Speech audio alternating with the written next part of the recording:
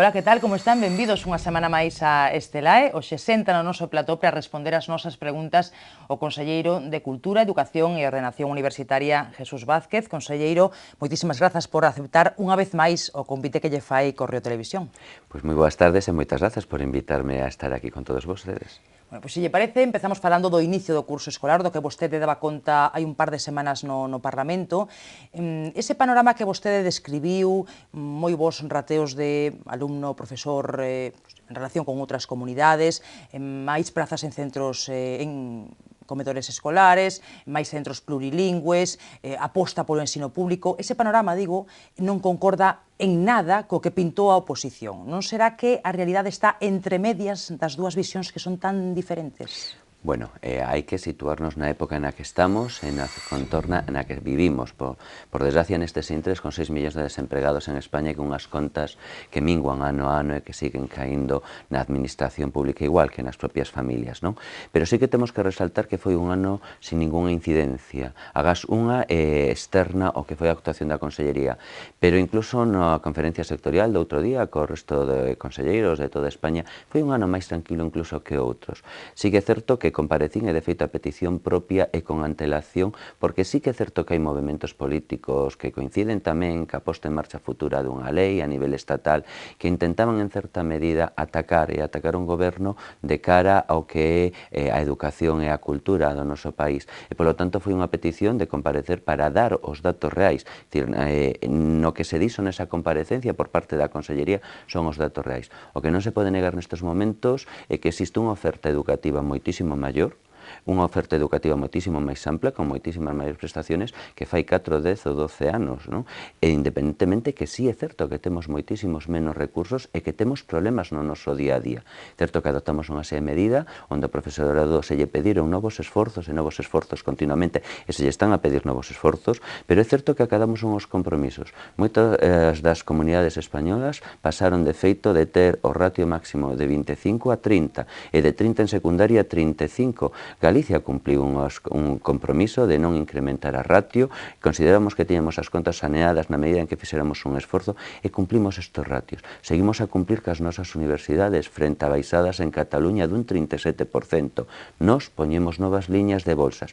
Gustaríanos moitísimo máis? Si, as necesidades son inmensas e, por tanto, hai familias que o están pasando mal. E si din pode chocar e dicir, pois eu estou pasando mal, meu fillo probablemente podría necesitar este apoio, pero que si é certo que se fixo un esforzo en base a un uso eficiente dos recursos moi escasos, cada vez menores, de maneira que hoxe temos un sistema que en outras comunidades, por exemplo, non se ve acompañado.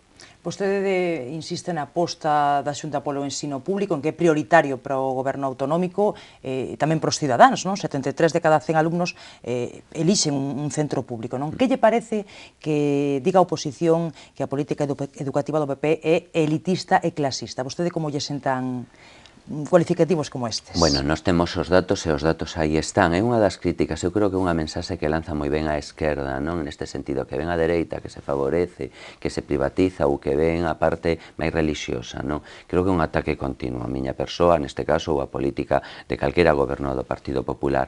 Pero os datos están aí, é unha aposta pola educación pública. Pero unha vez dito isto, creo na liberdade de elección por parte das familias, amparada ademais na propia Constitución, e posto en marcha un sistema ademais que funciona perfectamente entre o público e o concertado por un goberno socialista como foi Felipe González no ano 86.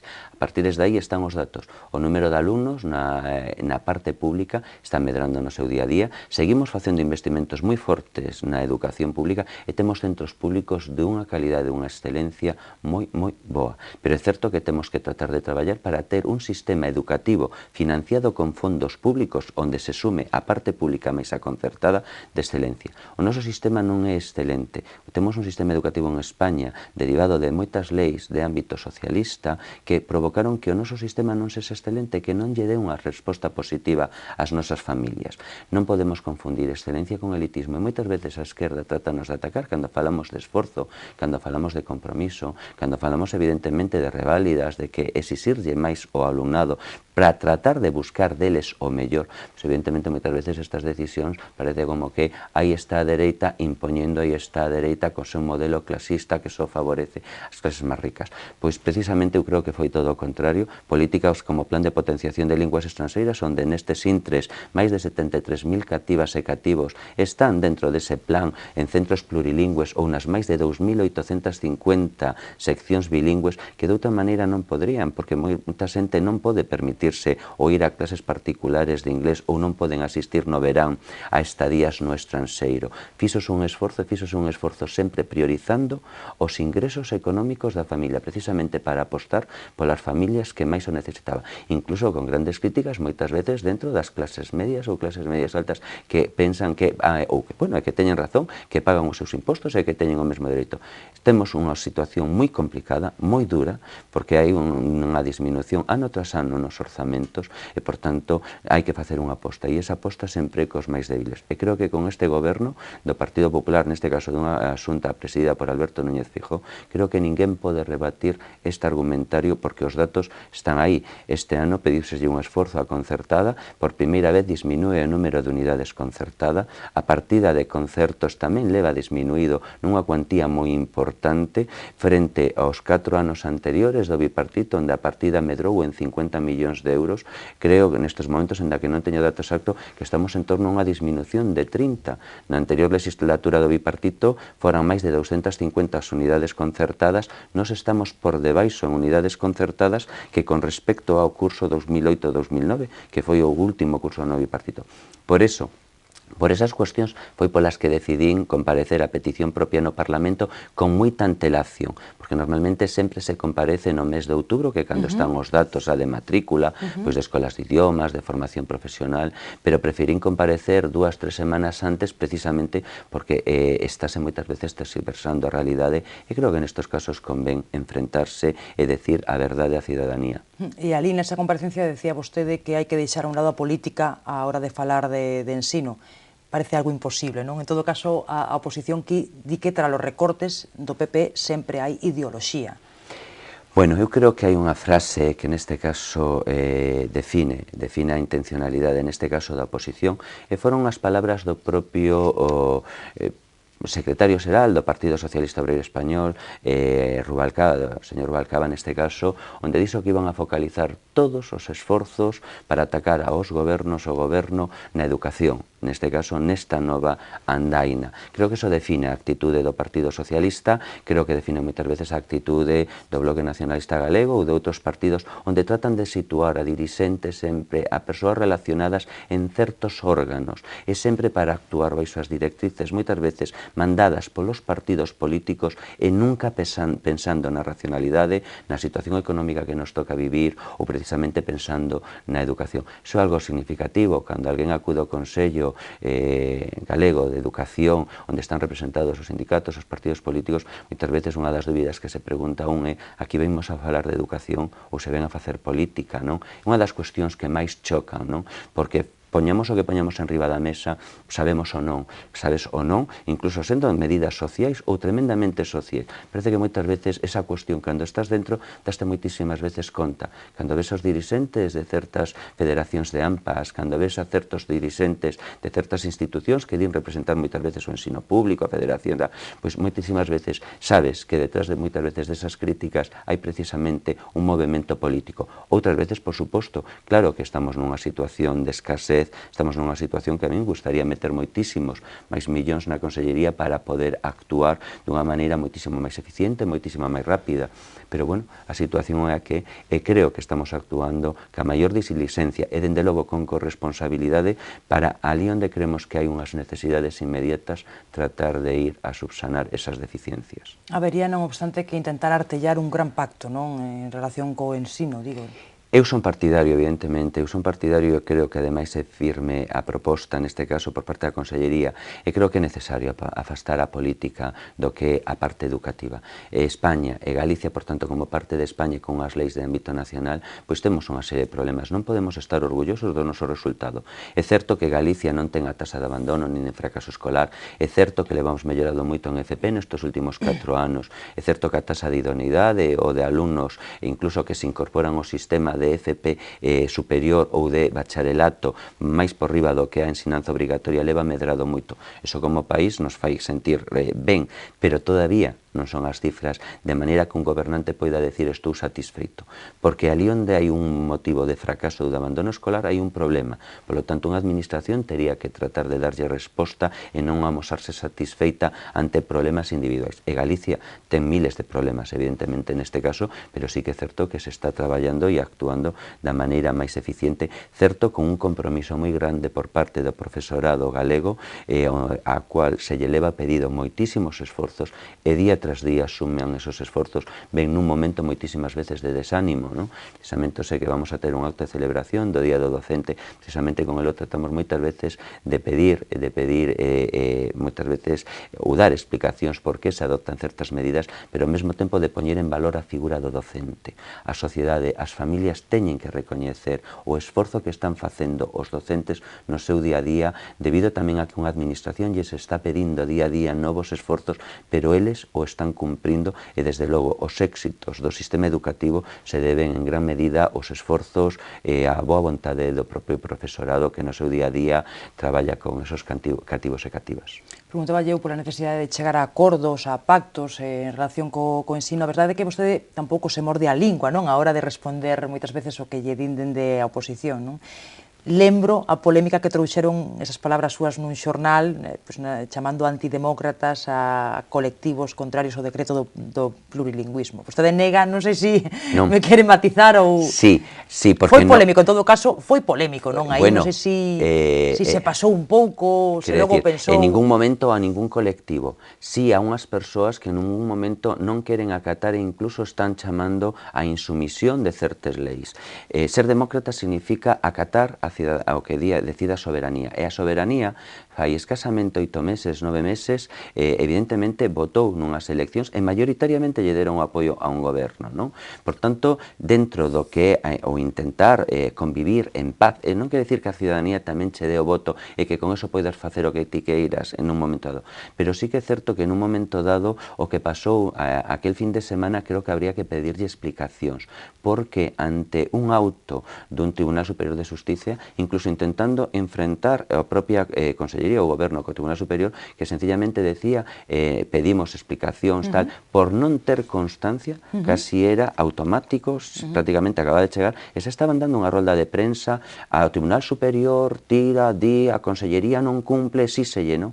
Claro, deuse a situación que o día seguinte saliu outro auto, susto, contrario totalmente, argumentando que xa a consulta, claro. Cando ti encontras esa situación, moitas veces encontraste impotente, non? Porque é certo, a demagoxia e a tersiversación de certas persoas, nunca de colectivos. Creo que quen se manifesta na rúa ten todo o dereito a manifestarse e total respeto, porque evidentemente buscarán un modelo ou buscan evidentemente unhas alternativas ou unhas respostas ante o que eles poden considerar evidentemente que é o seu dereito ou que é o desexable, non? Evidentemente a administración poderá dar cobertura ou terá outra idea do que é desexable para a maioría dos galegos e das galegas. Pero neste caso foron as palabras tamén tersiversadas por parte de un partido político que evidentemente se deu por aludido, porque evidentemente moitas veces é que o primeiro que están chamando a insumisión unha normativa de obrigado cumprimento. Unha normativa evidentemente hai que cumplir as leis, pero as leis as ten que cumplir vostede, as teño que cumplir eu, emanen do partido que emanen, porque ao final emanan da cidadanía e da soberanía.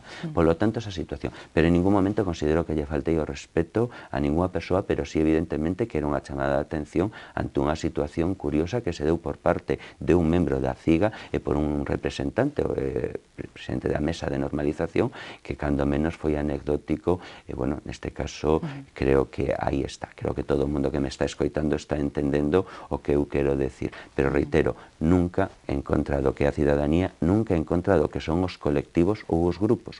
Total respeto. Hai xente que quere evidentemente unha opción e que lle gustaría ter un modelo de ensino 100% en galego, me parece perfecto e teñen todo o dereito a reclamalo. Hai moita xente que quere un ensino 100% en castelán, me parece que está no seu dereito de reclamalo, pero a administración en un momento dado ten que decidir e ten que gobernar, que para eso a cidadanía lle deu co seu voto evidentemente esa responsabilidade. E nos creemos nun modelo igual que a inmensa maioría dos galegos de un bilingüismo na aula, onde ademais é necesario introducir linguas estranxeiras. E permítame, pensando que me alongo nas miñas respostas, Ose mesmo sale unha noticia, o 31% das novas ofertas de traballo exixen o coñecemento dunha lingua estranxeira.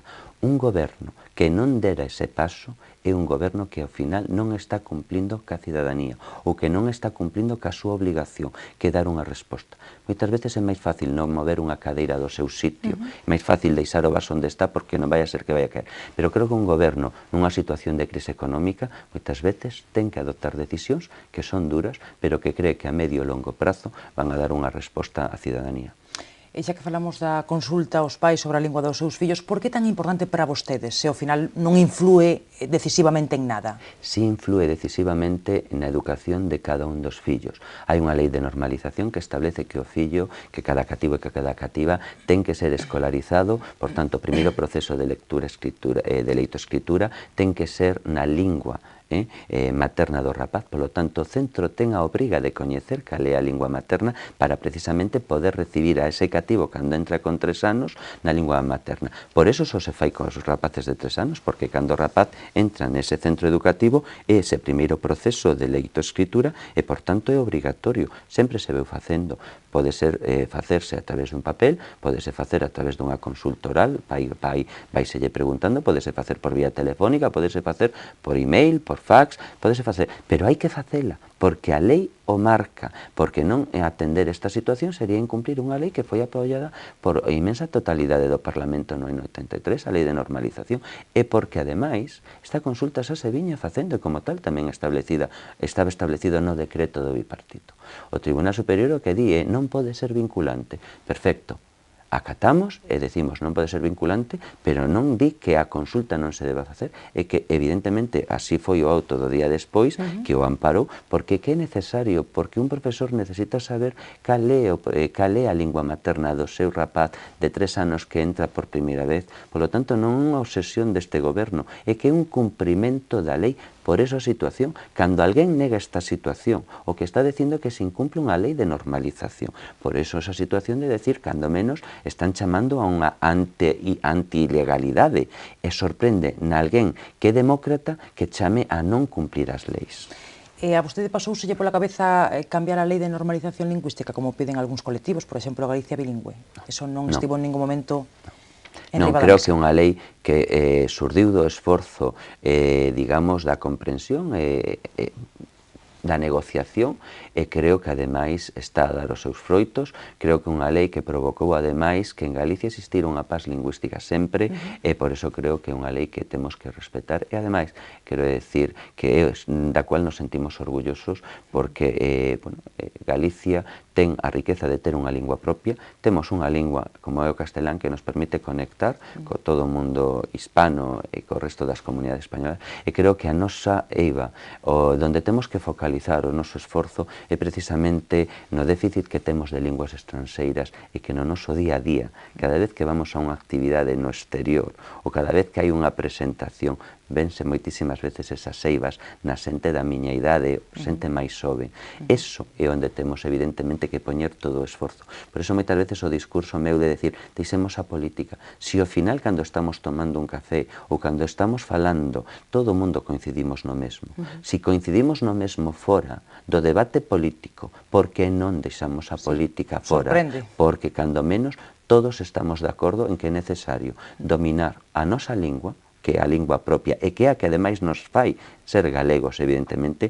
Todo o mundo cree que coñecer o castelán e dominar o castelán é positivo porque nos abre o que pode ser incluso segunda lengua nuns anos a nivel mundial en número de habitantes. E por que non, evidentemente, coñecer outras linguas, neste caso focalizándolo no inglés, por ser ose por ose, quizás a lingua que se ven demandando a nivel de traballo, a nivel de oportunidades de negocio, pero sin rexeitar que nun futuro haya que dar pasos hacia cuartas e quintas linguas extranjeras. estranxeiras. Satisfeito polo que vexo pola implantación de centros plurilingües, non? Imagino que se pode facer máis, pero satisfeito do vais avanzando. moi satisfeito do traballo dos nosos docentes no seu día a día e na implicación. Aí houve un esforzo importante tamén por parte dos docentes. Moi importante. E unha preparación fora máis alá da aula, que hai que recoñecer, preparándose no seu día a día, nas horas libres, precisamente para poder facer ese traballo. Orgulloso deso, orgulloso de facelo con moi poucos investimentos, dadas as situacións. Pero é curioso, pasamos nun curso 2008-2009, onde había só 750 seccións bilingües que viñan dende o ano 97 maioritariamente, e en 4 ou 5 anos pasamos de 0 a 185 centros plurilingües redistribuídos por toda a xeografía galega, non son nas cidades, non son a concertada, tamén moitos na pública. E por outro lado, onde se pasou de 750 seccións bilingües a 2.868, creo recordar, seccións bilingües neste curso, evidentemente apoiadas con 435 auxiliares de conversa que veñen pois de países como Australia, Canadá, tamén de China para as escolas oficiais de idioma, onde se puso en todas as escolas xa o chinés, en Lugo este último ano anterior en Ourense, onde se está levando a cabo un proceso tamén moi bo de traballo por parte das escolas oficiais de idioma, dai a alta demanda e dai tamén a alta implicación da Consellería a hora de incrementar os recursos. Outro asunto, os comedores escolares. Hai máis prazas, pero tamén cos cambios introducidos este ano, pois haberá xente que terá que facer máis números, non, para pagar o custo dos menús. Eu xa sei que se paga menos aquí que en outros puntos de España. En todo caso, vostede como valora as críticas que se lle fan aos cambios que se introduciron este ano? Evidentemente, reitero o dito anteriormente, todo cambio moitas veces levanta. Moitas veces sería mellor non mover o vaso da auga do seu sitio, estivera todo como está, pero temos un problema, e é que hai moitas bolsas de pobreza nas cidades que non teñen dereito a ese uso do comedor, porque é onde se está dando esas bolsas de desemprego. Polo tanto, se un é corresponsable e se un entende a situación, ten que dar unha serie de pasos. Se tuveramos unha situación de bonanza, probablemente, como houve no ano 2006, 2007, 2008, incluso con os orzamentos moi grandes, pois probablemente se deran outro tipo de paso.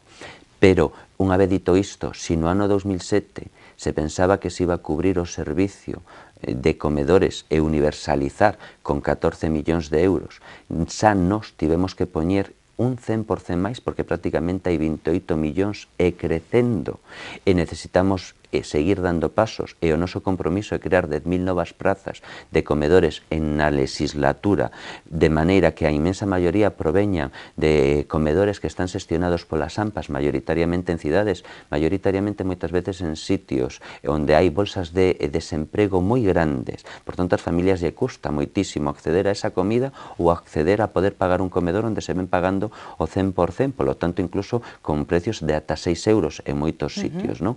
Polo tanto, unha administración ten que moitísimas veces dar un paso. En este caso, o paso foi para poder atender a aqueles que máis o necesitan. Non hai fondos sobrantes. Polo tanto, é necesario reestructurar a situación, e dábanse unha situación de injustizas moi grandes. Polo feito de unha persoa vivir a máis de 2 kilómetros ten dereito ao comedor, sin saber se é unha persoa que ten moitísimos fondos disponibles ou os ten escasos. Polo tanto, un fillo dunha persoa con máis de 100.000 ou 200.000 euros ao ano, que pode vivir nunha zona residencial de luxo, polo feito de ter ou vivir a máis de 2 kilómetros, tiña dereito a ese comedor.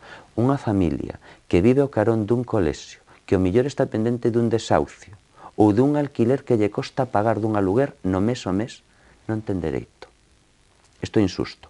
Cando ademais se estaba dando pé ao fraude, porque o fraude é coñecido e ademais moitísimas veces os centros o reclaman, por favor, o que está pasando moitas veces onde vemos que os autobuses chegan baleiros, sin embargo os familias din que os seus fillos viven por certas cuestións.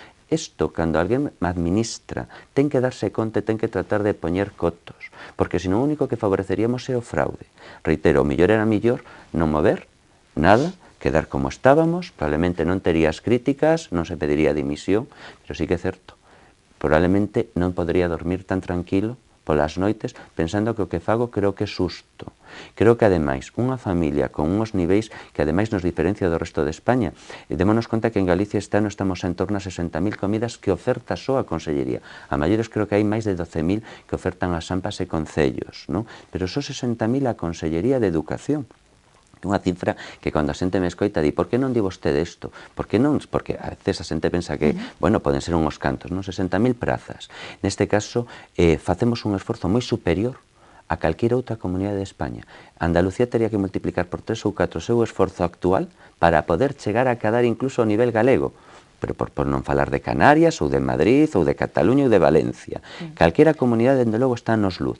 Por lo tanto, creo que estamos facendo un traballo, e un traballo que hai que explicarlle ás familias, con uns niveis de renta que creo que son asumibles. De feito, entendemos que o 70% das familias, en torno aos datos cando teñamos rematado todo o proceso non lo dirán, non pagarán nada ou como máximo un porcentaxe moi pequeno, €1.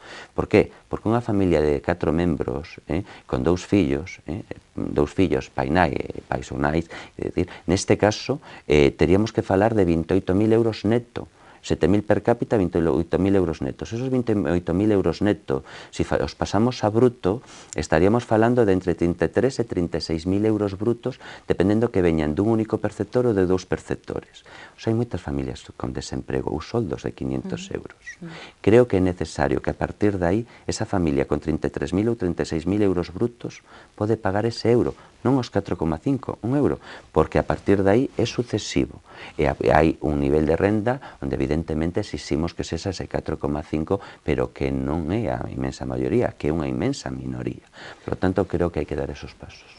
Hai uns meses falábase de se os nosos nenos acabarían indo ca friambreira aos centros co xantar. Bueno, ese debate do tupper está totalmente superado, non? A estas alturas, digo. Porque deu para moitos titulares, vamos. Sí, bueno, creo que foi unha das cuestións, pero precisamente o que pretendía este decreto foi unha das cuestións as que me refiro moitas veces da demagoxia que practica a oposición e moitas veces propiciada por partes partidos políticos e que tratan de promover en certas AMPAs ou en certos militantes que despois tamén actúan ou din actuar como responsables de toda a comunidade escolar, non? Creo que precisamente o que pretendemos é evitar que a xente teña que levar o tupper, a xente que o necesita, e, por suposto, pretendemos que a xente que o necesita poida acceder a un comedor e, polo menos, ese rapaz ter unha comida, que decir, asegurada. Tendo e dicindo unha cuestión, en Galicia non temos constancia na Consellería de casos de desnutrición, non hai ningún só caso, porque tamén é certo que temos uns centros educativos que traballan moi ben das man das familias, evidentemente, en este caso que realizan un esforzo todos os días, pero reitero que moitas veces se fala dos casos de desnutrición en Galicia, por exemplo, non temos constancias de casos de desnutrición en ningún dos nosos centros públicos. Conselleiro, temos pouco tempo, pídolle respostas breves porque nos quedan moitas cuestións das que falar. Como vai, por exemplo, a implantación do Plan Avalar? Bueno, estamos este ano chegase a 4 ou 5.000 rapaces máis.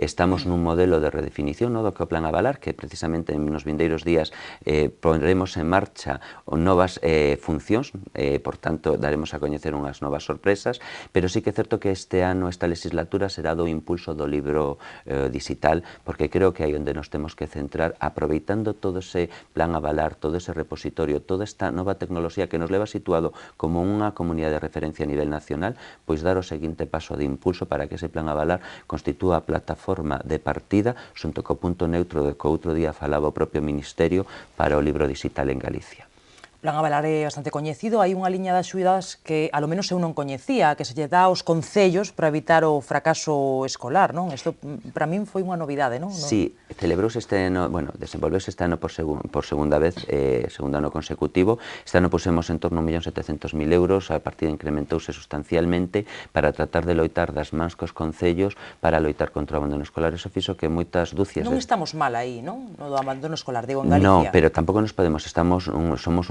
as comunidades do norte teñen unhas tasas de abandono e de fracaso escolar moito menor que as comunidades do sur, por moitas razóns históricas, non? Pero neste caso tampouco nos podemos amosar satisfeito, tendo un diferencial grande con respecto á media nacional, tendo unhas posicións evidentemente por riba, pero estamos moi lonxe do que evidentemente sería o desexable para un país avanzado. Eso fai que teñamos que seguir estudiando ou traballando con esas axudas aos concellos ou ben a través dos contratos programa desenvolvendo o Plan PROA, por exemplo, que o que busca tamén loitar loitar contra o abandono e o fracaso escolar. En ciclos formativos de FP tamén se avanzou moito nos últimos anos, non? Neste momento, supoño que destacamos en relación a outras comunidades, non? Na oferta que hai. Hai dúas comunidades que destacan nese sentido, unha é País Vasco tamén, pero Galicia está desenvolvendo un proxecto interesante para o resto das comunidades. Son máis de 75 os currículos que se deban adaptado na anterior legislatura e no que levamos desta. Estamos falando de incrementar nas plazas preto dun 22%, que é unha cifra en época de crisis cuantiosa, e o alumnado ata o ano pasado a cifra era dun 38% máis en ciclos de FP. As cifras este ano están todavía sin pechar, pero entendemos que pasarán dos 40.000 alumnos, 40.000, 50.000, que decir, a cifra tal, por lo tanto será un incremento bastante sustancial novamente, e unha aposta, levamos feito un incremento moi importante no profesorado, apoiando neste caso a preparación dos centros integrados. Creo que é algo que, bueno, que nos ten que sentir ou provocar certa satisfacción neste caso. E avanzouse moito na valoración social da FP tamén, non? En relación con hai 20 anos, non? Sí. O que non valga para facer carreira que faga FP. Hoxe estamos noutra historia, non? Totalmente. Avalan datos como, por exemplo, que preto dun 10%, en torno a un 10% dos nosos alumnos de ciclos superiores proveñen das universidades precisamente de licenciados ou graduados hoxe en día. Outro tema controvertido, dame mágoa porque temos pouquiño tempo, pero o tema das becas do ministro das bolsas, do ministro Wert, a Consellería ten tamén unha liña de axudas, non? Un pouco complementaria, quero dicir que se pode facer un...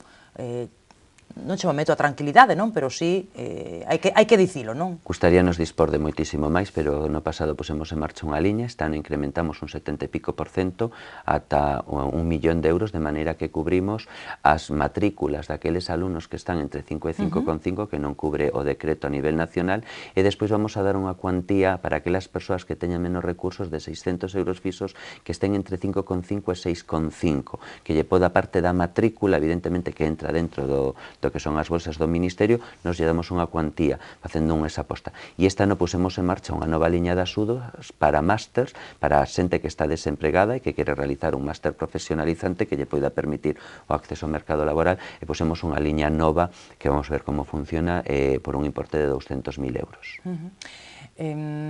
Por falar de outro asunto próximo aquí a Compostela, a posta en marcha do IES de Milladoiro, un concello, como sabe vostede, con moitos nenos, con moitos mozos. Fíxose tamén unha ampliación no colexio de Bentín, se non me equivoco, en malia, bueno, pues estar en tempos de recortes, pero sí que hai queixas sobre falta de persoal, falta de medios. Estánse solventando os problemas que hai, conselleiro? Bueno, temos que decir que nos sentimos tamén orgullosos de poder levar a cabo esa actuación. Era unha demanda histórica. Estamos falando de un momento da maior crise que se coñece, de poder levar a cabo un investimento só en obra e material de 6 millóns de euros. Cando este o 100% que está preparado para 600 alumnos e para 50 profesores, estamos falando ademais dun investimento de cada ano de 2 millóns de euros só en salarios, ademais a maiores. Neste momento, quero recordar que ten 293 alumnos e ten 30 docentes. Neste momento, por tanto, as necesidades docentes sí están totalmente cobertas desde o primeiro momento.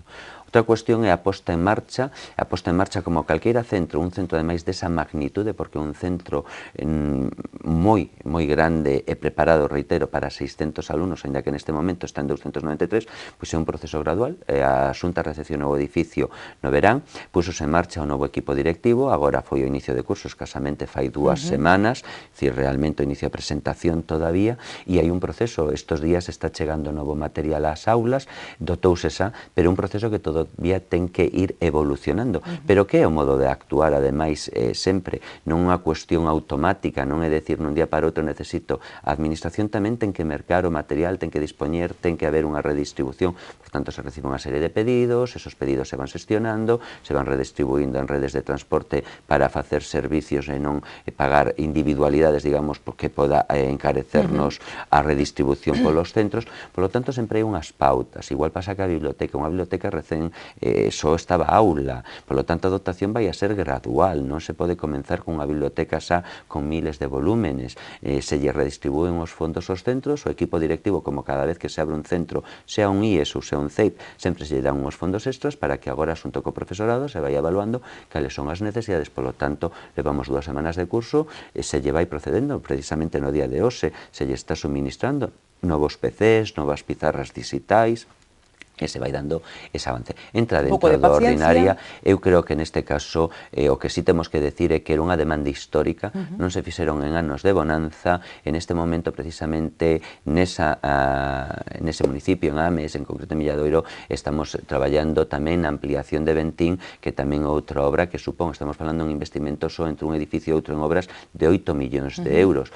É unha cuantía moi importante e, bueno, creo que a sociedade o ten que entender e ademais o modo de operar, non? Tamén o proceso gradual nestos días de ir suministrando novo material, de ir complementando material, conforme tamén se vai redistribuindo a outros centros. A última, porque non temos máis tempo. Que lle gustaría ter conseguido, conselleiro, cando remate a legislatura? Millora nos resultados evidentemente educativos, o poder amosar pois un resumo onde se poida decir que o fracaso leva disminuído, que se leva incorporado desde logo non só o prestixio, aumentado o prestixio da FP, sino que a FP en Galicia, como así está a ser, dá mostras de que temos un bo sistema educativo, evidentemente os índices ou as tasas de idoneidade dos alumnos, as tasas tamén de incorporación de alumnos ao bacharelato e, por suposto, tamén a excelencia das nosas universidades. Creo que os indicadores positivos é o mellor que se pode levar calquera conselleiro cando deixa de ser conselleiro. Pois hoxe non temos máis tempo, pero terá que volver, non? Porque hai moitas cuestións que nos quedaron pendentes, deixámolas xa para outra conversa. Moitísimas grazas, conselleiro. Cando vostedes queiran, é un placer estar aquí. Un placer tamén para nós telo hoxe por aquí. Moitísimas grazas a todos por seguir unha semana máis o Estelae, que volve, xa saben, dentro de 7 días para seguir conversando como facemos sempre cos protagonistas da actualidade.